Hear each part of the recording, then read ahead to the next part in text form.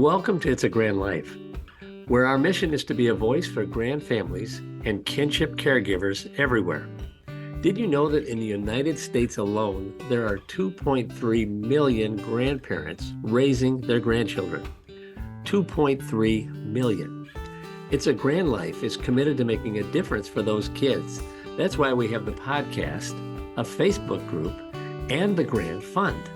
The Grand Fund, which is a 501c3 which was launched in June of 2024, provides financial assistance to grand families, including shelter, food, clothing, and household needs.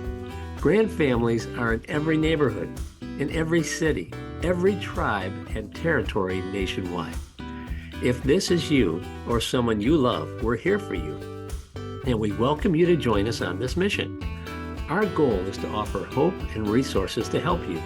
Please subscribe to our YouTube channel and follow us wherever you get your podcasts and leave a review. You can also join our Facebook group. Just search for it under It's a Grand Life. And your reviews, comments, and sharing of our podcasts help us reach others that need assistance. Welcome to another episode of It's a Grand Life. Hello, my name is Craig Nash. I'd like to welcome you to another It's a Grand Life. And, this grand life takes many twists and turns. And I think you're really going to be blessed with our guest today, Jennifer Kaufman from Paramus, New Jersey, who's an expert on grandparents raising children or assisting to raise children who have autism. And Jennifer, we just thank you so much for being our guest here on It's a Grand Life.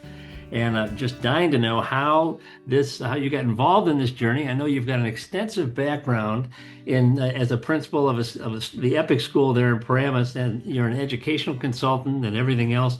But this issue of helping grandparent kids on the spectrum is quite personal for you, isn't it? It certainly is, because, and thank you for that warm greeting. In addition to being a school principal at a school for individuals with autism, I am also the grandmother of my sweet Ben, who is 7 years old and who also is on the spectrum. Outstanding. But what led you to write the book, Grandparenting on the Spectrum? Did you find there's just not enough materials helping us grandparents out here? So, yeah, parents, there's a tremendous amount of resources for parents. Even here at school, we provide parents in every decision-making process. We really try to support not only our students, but their parents as well.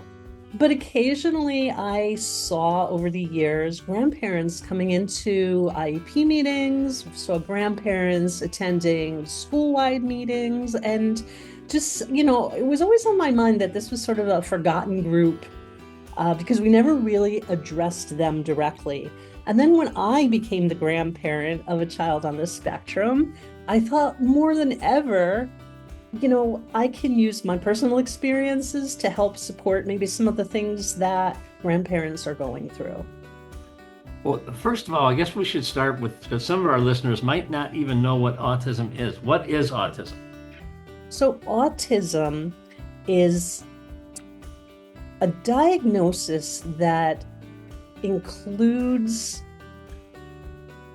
social, behavioral, and communication challenges for the individual with autism. They say when you meet someone with autism, you've met one person with autism, because autism presents itself differently in every individual who is diagnosed with it. And while, it is very unique to the individual, there are some commonalities, like challenges with communication, which could lead to behaviors out of frustration. Mm-hmm. It can also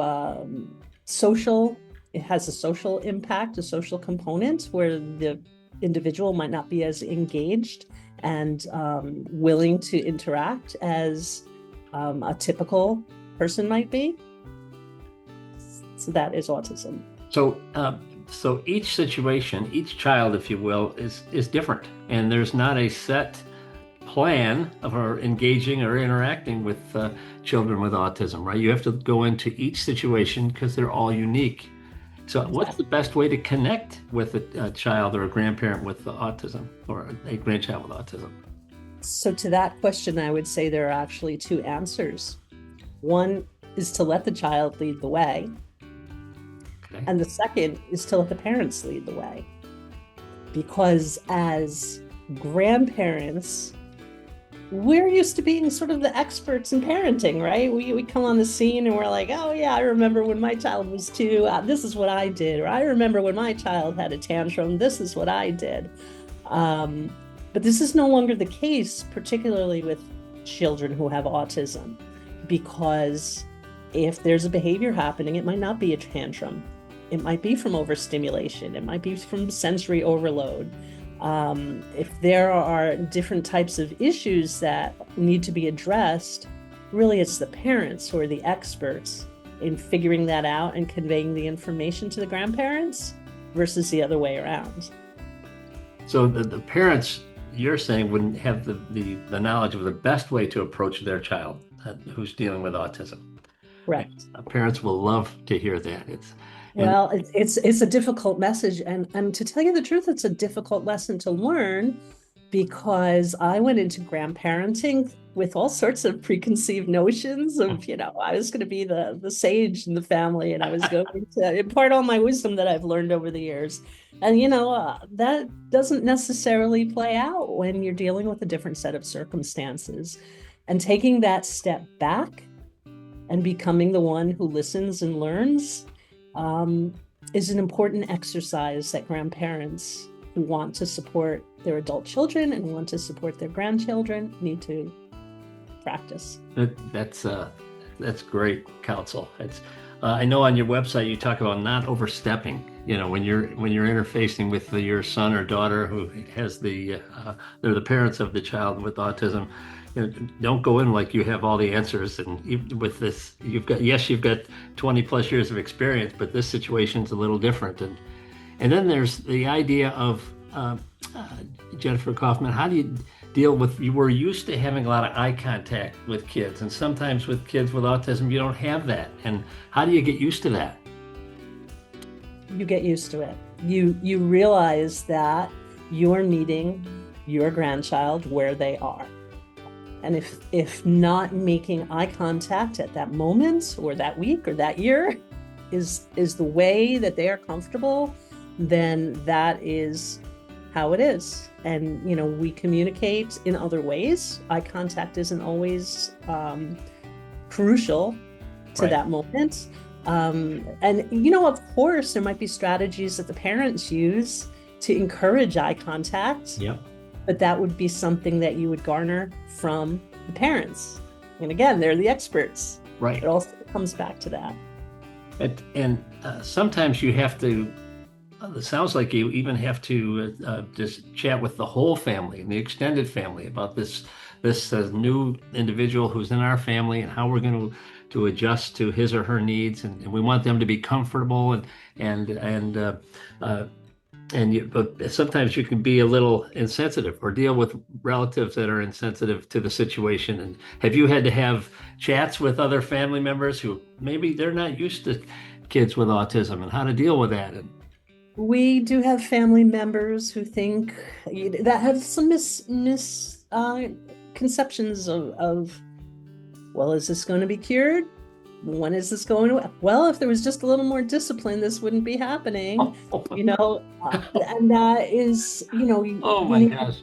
Yeah, and intervening and stepping in and educating people so that they understand. No, this wasn't because the child had a vaccine at 3 years old. No, this wasn't because they're not getting enough discipline from their parents. There's many, many myths about autism, and supporting family members to understand where your grandchild is at is an important piece of all of this.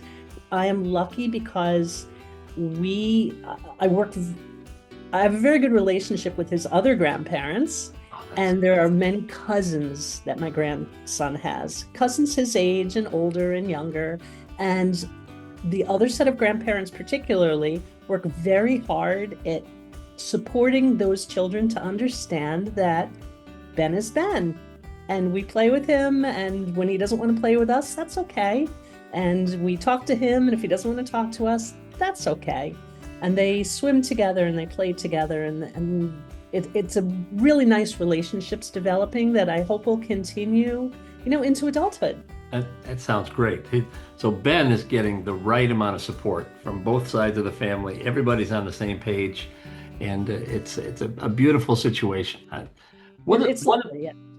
Jennifer, what about the most of our listeners are grandparents who are raising their grandkids, and there's 2.3 million grandparents in this country that are raising grandkids, some of which have autism, and they chances are they do not have a son or daughter that's in the middle of the parenting equation that they have to kind of tiptoe around. Maybe they're living on the streets, and we hear that all the time, and I've seen that in my own family.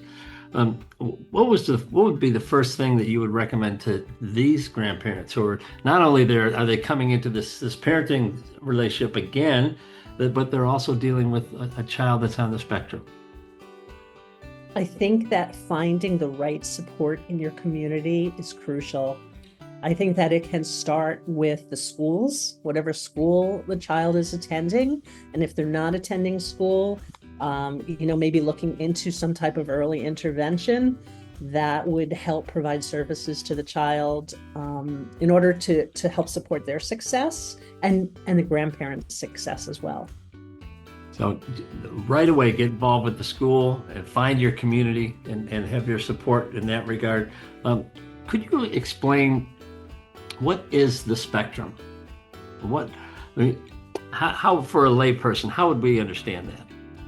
So the spectrum, they use that term because autism presents itself in many different forms. There are highly functional people with good communication that may have tremendous anxiety when it comes to social components of their life. And that might be something that can be attributed to autism. Okay. There might be individuals that will need 100% support for the rest of their life to dress themselves, to care for themselves, to feed themselves. They might not have a lot of communication. That can be attributed to autism. Right. It's a spectrum, and it really it's a vast range of challenges that individuals deal with, and it all falls under that umbrella of autism. So it's a pretty wide continuum, right? And folks could have some obvious tenets of autism, if you will, and some may be harder to diagnose, I would imagine, right? But they would still be considered part of the spectrum. Right. So if you are a grandparent and you are raising a child with autism, the first thing you want to do is you want to get them connected in their educational community so that there's a group of there's probably a therapy component, right? And there's the educational community, they are all aware of what this child is dealing with in the classroom and what have you. And then maybe there's a support group of peers that are wrestling with the same issues and that are standing by one another. And I bet they could also benefit from reading your book, A Grandparenting on the Spectrum. Give them it's a great baseline, isn't it? Yeah, I would like to think so. I think it provides a lot of good advice about, preparing your home. If you're living with a child or you have a child visiting you who is on the spectrum, you want a sensory-friendly spot in your home that a child can look forward to when they just need a break. Routines and rituals, establishing routines the same, have the same way when they come in, the same way that you greet them, the same little games that you might play with them. How to celebrate holidays. Oh, right. Because, as a grandparent, we have these great expectations of what our holidays are going to look like, and we're going to carry on those traditions. But your grandchild who has autism might see it a different way. And so how do you incorporate these new traditions into your lives and have them as positive, wonderful events that, you can build memories in different ways. They don't have to be the same as they were 15 years ago. Does it get easier working with kids on the spectrum?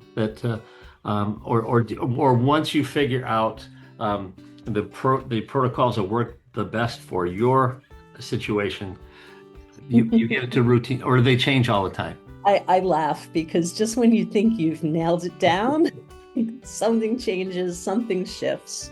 Yeah. And that's okay, because it teaches me a lesson in not being rigid, and not being, it's not about what I want.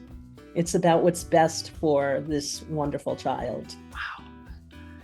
So we don't have to be right in this situation. No. That's a big one, right? And you know what? When you take that burden of needing to be correct or needing to have it your way, and you just sort of toss it aside and say, well, let's see what happens, and approach it with a little humor and a little flexibility, it makes you have a better quality of life as a grandparent. So you got to be flexible. Yes. Right. That's and we're going to let the child lead, and we're going to follow him or her, and just adjust as we go. That is absolutely great. Well, is there anything you'd like to share with our grandparents they're now raising this child who's dealing with autism? We know they need a support group. Number one, they've got to adjust their house. Is there anything that else you want to make sure our listeners know about being ready for this wonderful bundle of joy who's coming home from the hospital? Sure. Well, you don't quite figure it out when they're coming home from the hospital. Usually it's maybe 3, 4, 5 years old that the diagnosis comes. But what I have learned, particularly having the professional background that I do, is when I find a resource or a doctor or an article that I think is so crucial for my daughter and her husband to read, you need to read this, or you need to visit this doctor, I take those thoughts out of my mind. I throw them away. And then, seriously, and then I might send an email or a text message that just says, hey, I heard about X, Y, and Z, or here's a link to an article. Take what you like and leave the rest. No pressure. Now, how long? Yeah, that's great. I'm sorry. Because parents are receiving suggestions and information from the grocery store person, from their, neighbors, from all sorts of people and all sorts of sources. And it's overload of information. Well, if it was me, this is what I would do. And I think that taking the pressure off and just presenting information and stepping back, and maybe they'll never look at it, or maybe they'll read it a month from now, or maybe they won't read it at all. But that's on them. I've said what I needed to say, and yeah. That's a big lesson to learn right there. I think that is just because you have been doing this for years. You've specialized in this, and you would be the answer person that most folks would turn to, but you got to know when to hold the cards close to your vest, I would imagine, and that's just absolutely great. Our guest today on It's a Grand Life is Jennifer Kaufman. She's the author of Grandparenting on the Spectrum. If you have a child who's on the spectrum, you need to get this book. It's got all the practical how-tos that you need to have a situation where you don't have to be right all the time, but you've got to make it very comfortable for your grandchild so that they can thrive. And it's all about the kids. So Jennifer, in some parting thoughts, what would you recommend to our grandparents who are wrestling with this for the first time? We've talked about the support group and partnering with the educational community and getting their house together. What about a respite for the caregivers? How do you deal with that? So there are different programs that each state has that provides respite for caregivers. But as a grandparent, I like to make myself available to take my grandson for periods of time when his parents need a break. Next month, we're doing our yearly trip to the land of the mouse in Florida. And we are, and I know that I'm there to provide relief and respite to parents. As much as I love interacting with my grandson and I look forward to it, I know that my role will be to provide them with some support so that they can enjoy their vacation too, and it's not all work. That's absolutely great. Now, obviously, Walt Disney World has a lot of stimulation, right? There's all these outstanding characters. They've got different parades every day that come through Main Street, and they've got bands every time you turn around. Is that too much for kids on the spectrum, or they just adjust to it when they're there? How does that work? I'd like to say that Disney's a very magical place, and it is, and I've seen magic things happen there. But the reality of the situation is, again, let the child lead the way. And as much as you want him to sit on the curb and get that cute picture of him watching a parade, if he doesn't want to do that, that's okay. And maybe we want to just walk around in a little grassy field, or maybe we want to go sit in the train station where it's quiet and watch from a great distance. It's making those accommodations and adaptations so that they feel supported and comfortable and everybody's happy.